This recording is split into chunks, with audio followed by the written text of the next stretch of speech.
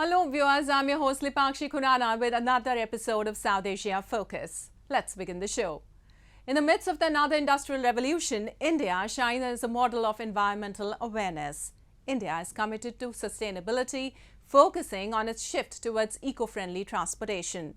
With objectives such as achieving 500 gigawatts of non-fossil energy capacity by 2030 and reducing 1 billion tons of carbon emissions, India establishes an international benchmark. The story delves into the adoption of electric vehicles, both private and public, the electrification of trains, and India's inspiring path towards a more environment-friendly tomorrow.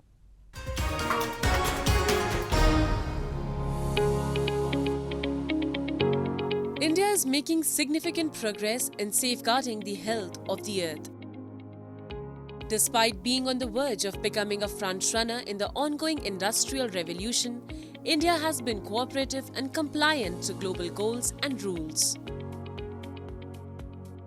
Unlike the Western countries and others that disregarded human well-being, India has actively participated in the global effort to decrease carbon emissions. With a plan to raise non-fossil energy production to 500 gigawatt by 2030 and aiming to cut down total estimated carbon emissions by 1 billion tons within the same time frame, India's dedication to sustainability is clear. One of the most significant aspects of India's sustainability drive is its profound shift towards clean transportation. Last week, the Government of India approved plans for a nearly 580 billion rupees, equal to $7 billion scheme to deploy 10,000 electric buses in 169 cities over a decade, along with charging and associated infrastructure facilities. PM e bus Sewa पर 57,613 करोड़ रुपए खर्च किए जाएंगे। 10,000 बसें और ये 10,000 new electrical buses, 10,000 नई electrical buses की सेवाएं उपलब्ध करवाई जाएंगी। देश भर के 169 शहरों में से 100 शहरों को चैलेंज मेथड के आधार पर चुना जाएगा और क्लाइमेट चेंज संबंधी जो हम इनिशिएटिव लेते हैं उसको भी एक भारत की एक और पहल इसमें देख सकते हैं आप। The country is swiftly embracing alternative energy sources to power its transportation systems. Electric scooters and cars are becoming a common sight on the streets, and public transport is following suit by going electric. In 2022, the electric vehicle sector took the spotlight in India, making an exceptional year for the industry. A remarkable 995,319 EVs were sold across various vehicle categories, showing a significant 208% rise compared to the previous year, and an impressive 509% surge from the EV sales in 2019, which was a year before the COVID pandemic. The primary driver behind this impressive expansion was the electric two-wheeler sector. The entire scooter market, which is 6 to 7 million purchases every year, there is no reason for anybody to go for ICE scooters anymore. You have real great electric choices, and Ola is at the forefront of that choice. And we believe that consumers from today in India should not buy an ICE vehicle at all. And it is fantastic for the wallet and the pocket. While compressed natural gas has already emerged as a primary fuel source for public transport, India is now taking an even greater leap towards cleaner energy. Hydrogen-powered vehicles, once a distant dream, will soon be a reality in Indian cities. India's railway network, one of the largest in the world, is also undergoing a massive transformation. Electric trains are becoming the norm, minimizing the reliance on diesel and further reducing emissions. This shift not only contributes to the global fight against climate change, but also sets a positive example for other developing nations. The nation's ambitious targets transitioning to cleaner energy sources in transportation and embracing innovative solutions like hydrogen-powered vehicles showcase India's determination to lead the way in sustainable development. As the world watches, India's journey towards a greener future is an inspiring narrative of responsible progress.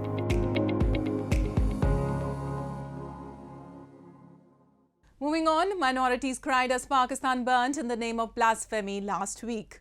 Churches were vandalized and houses were set on fire, leaving several injured and homeless. Although this is not an exclusive or first occurrence of its type, the latest attack by an increasingly emboldened radical Pakistani mob has left everyone deeply alarmed. The targeted assault on a vulnerable minority has reignited fear. And as usual, the government's response has been minimalistic, offering no real deterrence against such acts.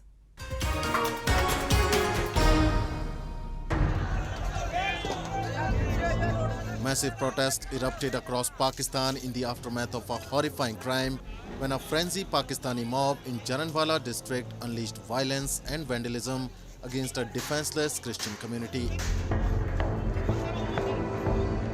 Allegations of blasphemy and desecration of the Quran by two individuals ignited a storm of anger, culminating in a night of devastation. It seemed as if the entire country was devoid of law and order as an unrestrained mob proceeded to set ablaze a total of 4 churches. Alongside this wave of violence, the homes of Christians were vandalized and left in ruins, amplifying concerns about the escalating communal strife. The minorities who already accuse the government of being discriminatory towards their rights and safety say they have nowhere to go to and no one to look to.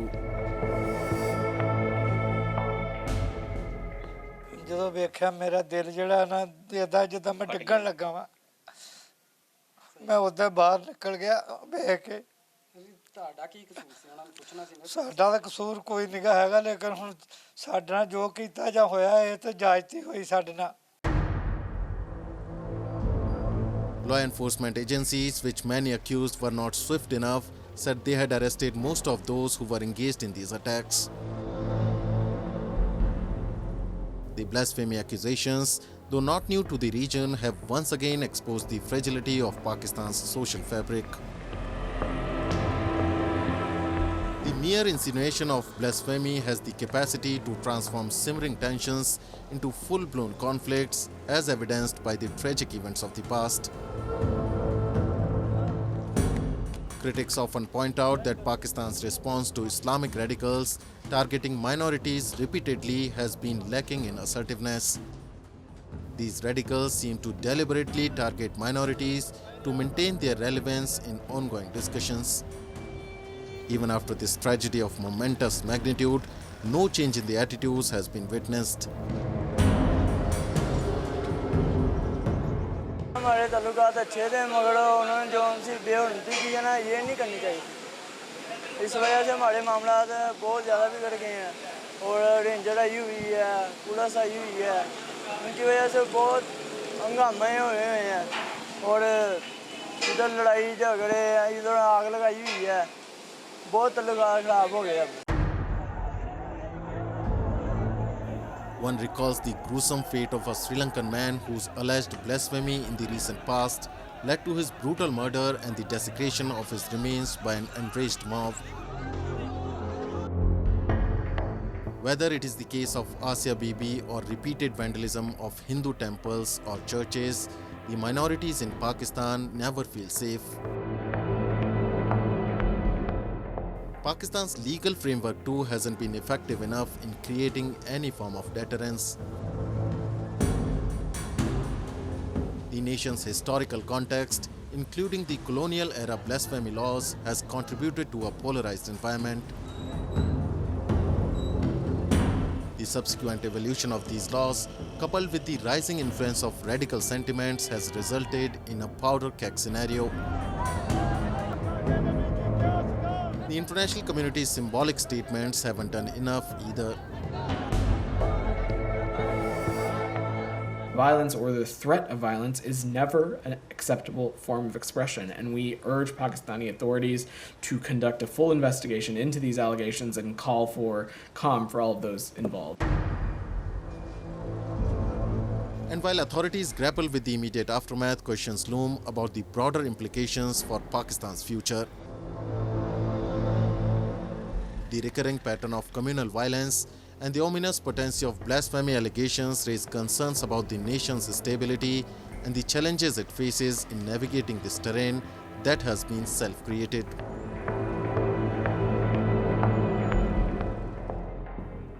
Moving on the 15th of August, the Taliban completed 2 years of present tenure of their governance in Afghanistan. Amidst jubilant displays, the core members of the Taliban government and their fervent supporters orchestrated a celebratory parade through Kabul streets. Behind this outward festivity, however, lies a stark reality. The repressive nature of their rule, particularly its impact on women's rights, casts a shadow over the anniversary's significance. Join us as we discuss more.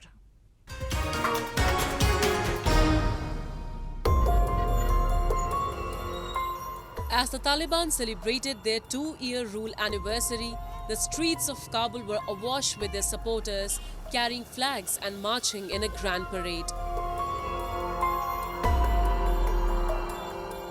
A mix of Taliban leaders, from those who put up resistance against the US-led NATO forces to those who joined the group recently, brandished guns and wore big smiles while passing through the streets of capital Kabul. الحمدلله افضل میشه که ما در جهاد اشتراک کردیم. بسیار رضا بودم، فهمید ریشم نبود که از طریق مدرسه ما رفتم در جهاد. دیگه بسیار مشکلات ها را دیدیم، بسیار اندیوالا شهید شده در این راه اسلامی، بسیار شهید شدیم. این روز بسیار خوشحال هستیم که امریکا از این اشغال خلاص کردیم. دیگه الحمدلله بسیار زیاد خوشحال هستیم. While the Taliban touted their success, the truth was that their rule had been characterized by stringent restrictions and human rights violations, particularly against women. The most affected by the Taliban's rule have been women. Their movement was curtailed and they have been barred from pursuing education and professional aspirations. UN Global Education Envoy Gordon Brown decried the Taliban's actions as a worst form of atrocities. This is the worst example of the abuse of human rights against girls and women around the world. And if we allow this to happen and continue with impunity, then others may try to do exactly the same. And we cannot allow the message to be sent out that there is any equanimity, there is any moral equivalence about allowing girls to be denied these rights. We are determined that these girls have these rights. While expressing hope, Brown also pointed out that only a small radical faction within the Taliban was responsible for these draconian policies, while a larger section of the government advocated for granting more rights to women. I believe there's a split within the regime. I believe that there are many people in the education ministry and around the government who want to see the rights of girls restored to education. But I believe that the clerics in Kandahar have stood firmly against that and indeed continue to issue instructions, the latest being that girls cannot visit or women cannot visit public places, including cemeteries where loved ones are buried. So I believe that the pressure that I'm asking that be stepped up, particularly by the leaders of Muslim-majority countries, could be effective. The international assistance that Afghanistan so desperately needs has faced reluctance due to the Taliban stance, yet they have remained resolute in their approach. The economic consequences of this stance have become increasingly evident. Afghanistan, already grappling with economic challenges, faces the prospect of further decline due to international isolation. And now when the world watches Afghanistan, the question looms, would the Taliban be open to change? Can they strike a balance that allows for progress while respecting their deeply held beliefs? The path they choose would determine not only Afghanistan's economic future, but also the lives and aspirations of its people, especially its women.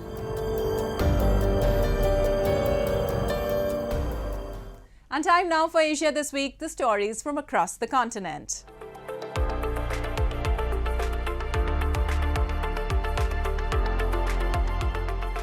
Israeli Prime Minister Benjamin Netanyahu launched Tel Aviv's long-anticipated light rail this week amid protests against his religious nationalist government and anger in the city that the network will be closed on the Jewish Sabbath.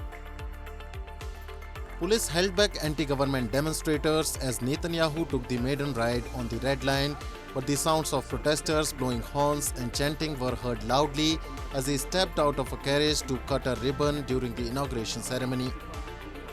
Israel's freewheeling business hub Tel Aviv has been the main stage for demonstrations against the government's campaign to change the judiciary, which has set off unprecedented protests and stirred concern for the country's democratic health.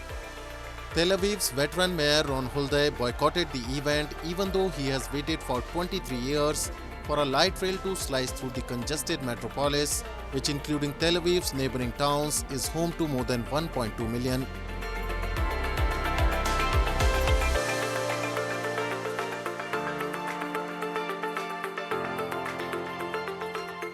People in Lebanon generally condemned a move this week by the country's culture minister to ban the film Barbie from cinemas, saying it promotes homosexuality and contradicts religious values. Minister Mohammad Mortada is backed by powerful Shiite armed group Hezbollah, whose head Syed Hassan Nasrallah has ramped up his rhetoric against the LGBT community, referring in a recent speech to Islamic texts that calls for punishing offenders with death. Mortada's decision said the film was found to promote homosexuality and sexual transformation and contradicts values of faith and morality by diminishing the importance of the family unit. Based on Mortada's move, Interior Minister Bassam Maulvi in turn asked General Security's Censorship Committee, which falls under the Interior Ministry and is traditionally responsible for censorship decisions, to review the film and give its recommendation. Kuwait followed in Lebanon's footsteps later in the day, saying it had banned Barbie and supernatural horror film Talk to Me to protect public ethics and social traditions. Meanwhile, Barbie posters were on display in Saudi Arabia and the UAE, where the film was released.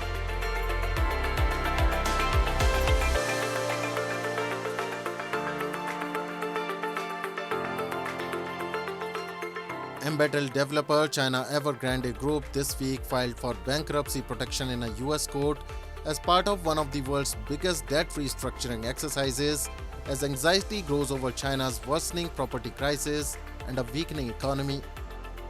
The developer has sought protection under Chapter 15 of the US Bankruptcy Code, which shields non-US companies that are undergoing restructurings from creditors that hope to sue them or tie up assets in the United States.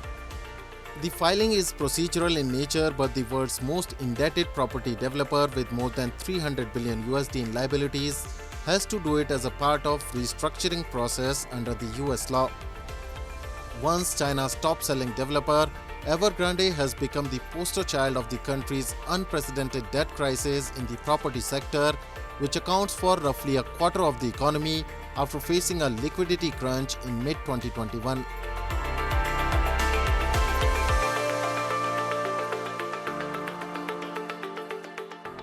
Moving on, boat races remain one of the most splendid customs that continue to flourish in Kerala. Vallamkalli, commonly referred to as the Snake Boat Race, is a yearly event taking place in August. It attracts numerous residents and international onlookers gathering to witness participants rowing lengthy snake-designated boats in the water. Vallamkalli encompasses various races featuring different types of paddled longboats and snake boats. Let's explore this tradition further. Bordered by the Arabian Sea in the west, elevated Western Ghats in the east, and networked by 44 interconnected rivers, Kerala, God's own country, is blessed with a unique collection of natural features that makes it one of the most sought-after tourist destinations in Asia. These snake boat races are a major event in Kerala and is quite popular worldwide. These boat races in Kerala have always been a part of tradition and culture. There are instances in the history of Kerala when disputes between kings and chiefs were settled by boat races. The boat races are held in the backwaters of the state, elevating the charm of the water canals. The annual event is held in August and draws thousands of locals and foreign spectators who come to see the participants rowing long snake-shaped boats in the water bodies. So many people, everybody's laughing and shouting, and the boats are incredible. Yeah, it's the same. I mean, so many people are laughing, and it's like everybody's happy and expecting, and this is a real nice for us. Yeah, this is a surprise. Onam is the biggest and most important festival in Kerala. It is a harvest festival and is celebrated with joy and enthusiasm all over the state. The festival is celebrated between the months of August and September. These snake boat races are highly awaited events, further adding to the magnificence of Onam celebrations. Vallam Kalli, the other name for snake boat race, is a traditional boat race in Kerala. These snake boats, or Vallam Kalli, can be up to 100 feet long walk canoes used in ancient era. Tens of thousands of people thronged India's southern Kerala state to watch these boat races. The race, now the ladies pass by, and I was like, wow, fierceful women, beautiful, and how they hit with the stick, so they push them more to do it, wow, it's beautiful, very inspiring. A long shoreline with serene beaches, tranquil stretches of emerald backwaters, lush hill stations and exotic wildlife are just a few of the wonders that await the tourists once they cross over to the other side. Kerala is one of India's most progressive states in terms of social welfare and quality of life. This place offers solitude so that one can spend uninterrupted time with their loved ones. And diverse Indian festivals are adorned with unique festivities and traditions. With that, we come to the end of this week's episode. See you next week. Goodbye and take care.